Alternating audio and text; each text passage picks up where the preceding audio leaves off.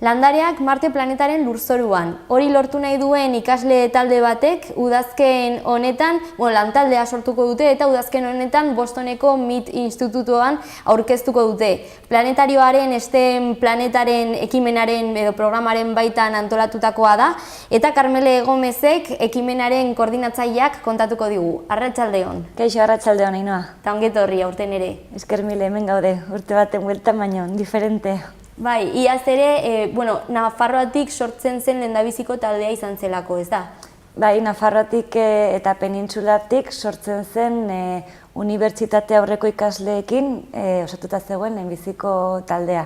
Hemen aritu ginenean, oraindik ez genen esperientzia bizita, gogoan ditut hitzoiek, egingo dugu, eta orain aurten diferente. Eta zen nolako esperientzia izan zen? Bai izugarria, bai hasteko ikasleentzako, eta gero beraiei besa ematera joan ginen helduentzako, ere bai azken finean mundu mailako ekitaldi bat da, eta hor ezagutza partekatzea sustatzen da pila bat, orden harremanak egoten ziren gure Nafarroako neska mutilak, Kamerungo batekin, Japoniar batekin, Txinatar batekin edo belgiar batekin oso modu naturalean hizketan konpartitzen proiektua eta arras aberasgarria. Bai, prestigiozko nazioarteko mailan Massachusettseko institutoan ze nolako orea, ez?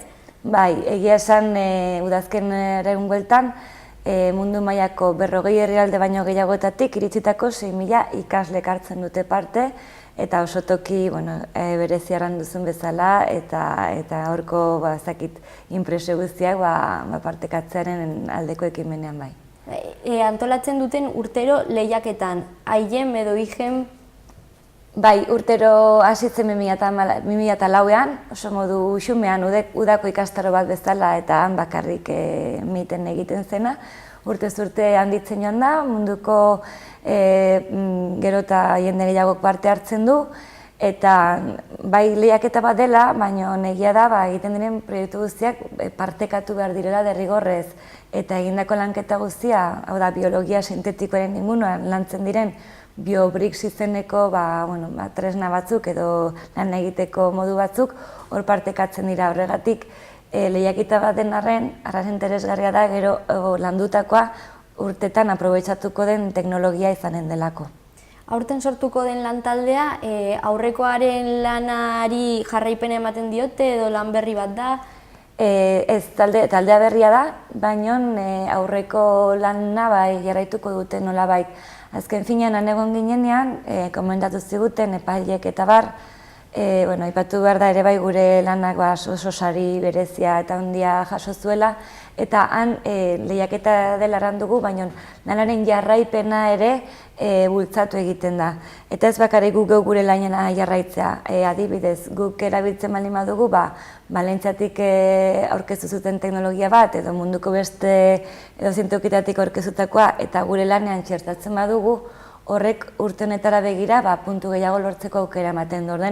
Nolabait ere derrigortuta gaude gomila tartean lana jarraitzera, baina aldi beran ere zentzua du. Azken finean lan handia egin zen, oso lan polita, landareak eta espazioa uztartzen zituena, ora planetarioa ere pixkat kokatzen genuen horretan, eta aurtengo erronka, sarreran epatu duzunez, espazioa konkretuki Marte jarri dugu hor pixket jo mugan.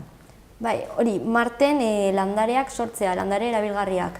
Bai, horrela esan da behar bada, gehiagitxo da, baina horre guk hausnartu nahi dugunaz, azken finen lan hau ikaslek egingo dute, zer behar du landare batek Marten aurrera ateratzeko, ez? Nolakoak dira Marteko zoruak? Ez dira hemengoak bezala, hango grabitatea ere ez da lurrean dagoena bezala, sustraiak adibidez, ez dakite norantz hazi behar duten, hemen lurrean badakite beraka joan behar dutela, hemen dagoen grabitate konkretuagatik, baina Marten ez lukete horrela funtzionatuko, orduan ideia horien inguruan osnartu beharko dute eta proposamen berriak aurkeztu. Eta gainera hemen ere aplikatu daiteke kutsatutak dauden lurzorua kontutan hartzeko eta bar, ez? Noski, azken finean, espaziora begira egiten diren esperimentu guztiak, lehenbizi lurrean ere badute aplikazio hori eta beti ateratzen gara nola baitere irabazten zentzurretan, ez? Azken finean, ezin dugu ahaztu espazioa hor dagoela, arras motibagarria dela, baina gu guztiok lurra planetan bizi gara eta lurraren zainketa izugarrizko garrantzia izanen du, dudik gabe. Eta laborategi batetan landuko dute hau guztia? Hori da, CSIC-eko laborategian, Mutilban izanen dira, hango mentoreak, hango ikertzaileak lagun izango dituzte, Paco Muñoz, Edurne Maroja, Javier Pozueta, horiek arituko dira. Gero laborategiko koordinatzaile bezala izanen dugu iaz egon zen pertsona berbera, Sara García Gualde, berakola ere gainera gazteak oso ongi manejatzen ditu, eta gero planetario aldetik, planetarioko lantaldea, Fernando Jauregi, Javier Armentia, Nieves Gordon, hango lankide guztiak inoraztu gabe, eta ni neu ere lotura hori egiten. Nori zuzendutako deialdia da? Guk bilatzen ditugu neskak eta mutilak, 4. DBH, lehenbiziko eta 2. batxilergokoak. Beharren arabera edo zer behar dute ikasleoiek aurkezteko, lehenik grina, motivazioa zientziaren inguruan, biologia sintetikoa izanen da lana guztiaren ardatza, baina ezin dugu ahaztu lana inglesez aurkeztuko dela, beraz, ingleseko maila edo inglesez solasten jakitea edo lama defendatzeare hori bilatuko da, eta gero ongi pasatzeko gogoa. Hau nitzelan egingo dugu, baina proiektua arras interesgarria izanen da. Eta gainera ere komunikaziozko profila dutenak ere kabida dute, ez edo? Bai, azken finean guk egin behar dugu proiektu bat, baina hori sozializatu behar dugu, mediotara atera behar dugu, egin behar dugu wiki bat, webgune bat beraiek aipatzen duten bezala, posterra, eta hori guztia, batzuetan oso lan ikusezina izan nahi dena, oso garrantzitsua da proiektua berarentzat, zeren sekulako lan egiten baduzu, eta hori ez bali baduzu kaleratzen, lana nola baitere erdizka egina dago, beraz, profil desberdina begiratuko ditugu, hori bai, biologia sintetikoa maite dutenak edo biologia maite dutenak denek izan behar dute. Zenolako iraupena izango du proiektua?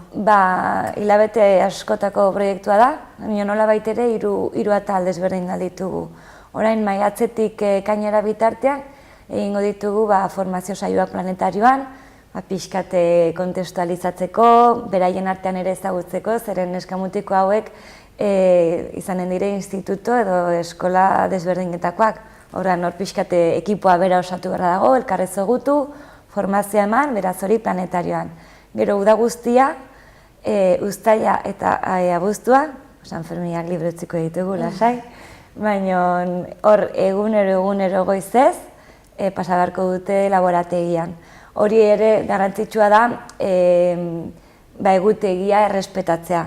Beraiek ulertu behar dute ia lanean bezala daudela, badute aukera profesionalen aldetik sekulako jakintza jasotzeko, beraz eskatzen zaigena da egutegia oso garrantzizkoa dela, zeren ematen ez badu ere lana egiteko orduak ere mugatuak dira, zeren irailean 3. atal horretan ikasleak berriz klasera doaz, eta orduan bakarrik larun bat goizak baliatuko ditugu. Beraz, 3 atal, lehenbiziko formazio, ondoren laborategia, eta gero komunikazio lana eta sozializazioarena azkeneko iraila aurria tarte hortan. Eta hautaketa prozesua nolakoa izango da? Oso konplexua izaten da, zeren hain berria denez, ezin ditugu xehetasunak hain ongi eman, esan nahi dut. Adibide bat ematearen, ez dugu bilatzen denek ingleseko zertifikatua izatea, zeren badakigu badira pertsonak euren kontestuaren arabera aukera izan dutenak kanpora joateko inglesa ikastera, beste batzuk ez, baina ez dugu hain fokoa jarri nahi paperetan, baizik eta ikusi nahi dugu aktitudea. Eta horretarako hain zuzen ere aurten eskatzen dugu bideo bat grabatzea, inglesez, euren burua aurkeztuz, eta hor ere neurtuko da. Erabiliko den beste eremuetako bat izanen da, taldea parekidea izango dela. Lau neska eta lau mutil, maila desberdinetakoak, eta hor bai izanen dela ez ehuneko ehunean erabaki horra, baina bai kontutan hartu beharko da, zein ordenean jaso diren proposamenak. Hau da, orden kronologikoa, noiz egin dituzten izen emateak, hor, ezakiten esan, zer ikusia izan dezake zalantzak izatekotan. Bideoetan oso argi ateratzen baldin bada, behar bada kronologikoa ez dugu erabiliko. Baina hor barritugu hainbat baliabide izan, ahalik eta ekipo edo talde hoberena egiteko. Eta Nafarroa osotik jasoko dituzue? Bai, nahi duguna da Nafarroako ikasle guztiak inplikatzea. STEM planetak Nafarroako gobernuari esker eta industria eta hezkuntza departamentuari esker sustatzen da. Iruñeko planetariotik bideratzen denaren Iruñean gaude, baina Nafarroa guztira zabaldu beharko den gaia da, hori nahi dugu. Eta ez dakit, Leitza, Baztan edo Tuterako ikasleak ere animatzen zaizkigun, erronkari edo nahi dutenak. Hori bai, Iruñera lana egitera etorri beharko dute batez ere uda horretan. Baina nik aipatzen dut, batzutan futbolean aritzeko gurasoak mugitzen dituzte ikasleak alde batetik bestera, biologia sintetikoarekin zer berdintxu lortzen dugun. Eta esan duzu iraietik aurrera, asteburuetan izango litzatekela... Bai, larun bat goizez.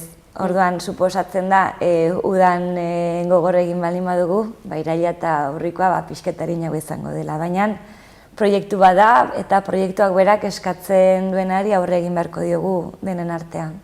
Eta aniztasuna hori bilatuz ikastetxe bakoitzetik ere muga daude parte hartzaileari dagokionez? Muga baino guk aipatzen dugu testuan ikastetxe bakoitzak aurkez ditzala neska bat eta mutiko bat. Zergatik, azken finean 8 plaza ez dira inbertze eta ez da aukera edo ez dugu uste dela batean klase guztiak apuntatzeko jarduera baizik eta hor pixkat irakasleen konplizidadea bilatzen dugu eta nahi dugu beraiei galdera egin, ez duk nor bidaliko zenuke ona, edo nor ikusten duzu zure taldean motibatua. Hor ere kriba egiten lagunduko digu, zeren ikastetxe bakoitzetik 40 eskakizun jasotzen baditugu, ez da guretzat ere erraixa.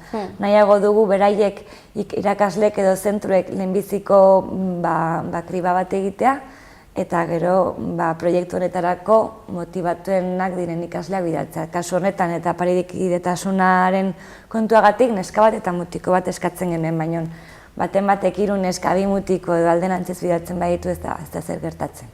Orain apuntatzeko epean gaude? Hori da, epea zabaldurik dago, joan den martxoaren 6an ireki genuen eta martxoaren 29 arte. Martxoa ia guztia, planetarioko webgunearen bitartez, hor galdetik badago, xehetasunak ere agertzen dira eta ez da bat ere zaila. Eta gaur ere informazio saioa eskainiko duzue?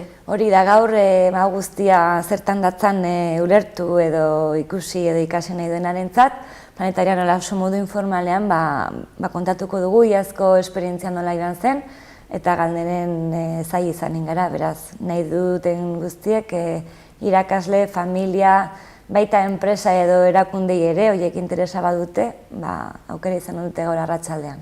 Aurreko esperientziara bueltatuz, esan duzula errekonozimendua jasotzuela lanak? Bai, izan zen kategoria aurre unibertsitarioetan, 76 talderekin lehiatu ginen, eta landare proiektu honena jaso genuen, eta gero bi nominazio ere bai. Hori, ulertzen ez denarentzat, nahiko pauso handia izan zen, ez baita oso ohikoa lehenbiziko urtean aurkezten direnek saria irabaztea, baina gogo biziz bueltatu ginen eta horrek ere indarra eman digu aurten ere gure lanaren jarraipena egiteko. Eta esan duzu ere, penintxulatik talde ezberdinak sortzen direla? Bai, iaz high school edo unibertsitatez aurreko eremuen artean gu ginen penintxulako bakarrak eta esan zigutenak ginela Europaeko aldeko bakarrak, Mediterraneo aldeko bakarrak. Aurten jaso ditugu deiak Madrigo institutu batetik, baita Valentziaren ematen du animatuko dela, eta bai penintxula aldean unibertsitate taldeak gehiago izan nahi direla. Horren arira, okurritu zegu pixkat motorra berotzen hasteko, datorren asteburuan, 16 eta 17an, planetarioan, lako bilera informal bat egitea, hitzaldiak eginen ditugu elkarren artean, trikimailuak azalduz eta bar, eta berriro ere planetaren bitartez badago galdetegi bat eta hurbildu nahi duenak aukera izanen du ere ezagutzeko. Euskarazko hitzordu bat ere badaukazu ez? Euskarazko hitzordua izanen da mentoretzarekin, STEM planetarekin, 23an ja. Hola, agenda nahiko beteta dugu ikusten duzunez, eta sar daitezela webgunean eta hor aurkituko dute dena. Bai, martxan dago guztia, mugimendu asko. Bai, mugimendutara naunitz, baina polita eta zirraragarria aldi berean, bai. Orduan, informazio gehiagorako esan duzu planetarioaren webgunera jo dezakegula. Bai, planetarioaren webgunea edo stemeplaneta.eus webguneare hor badago, biak elkarrekin lotzen dira, eta dozer gauzaretarako hor gaude deitu, idatzi edo hor erantzunak emanen ditugu. Ez dakit aipatu ez den zerbait nabarmendu beharrekoa edo? Bueno, izan ematea zabaldi dagoela eta proposamen esperoan gaudela. Lana handia dela, baina nik batzutan hau beka batekin alderatzen du, eta aukera oso berezia da ikasleentzat, eta lan egin behar den arren, gero jasotzen dena, eman dena, baina askoz gehiago da, eta animatzen ditut guztiak. Eskerrik asko, Karmele. Zuei. Hurrengora arte. Mil esker.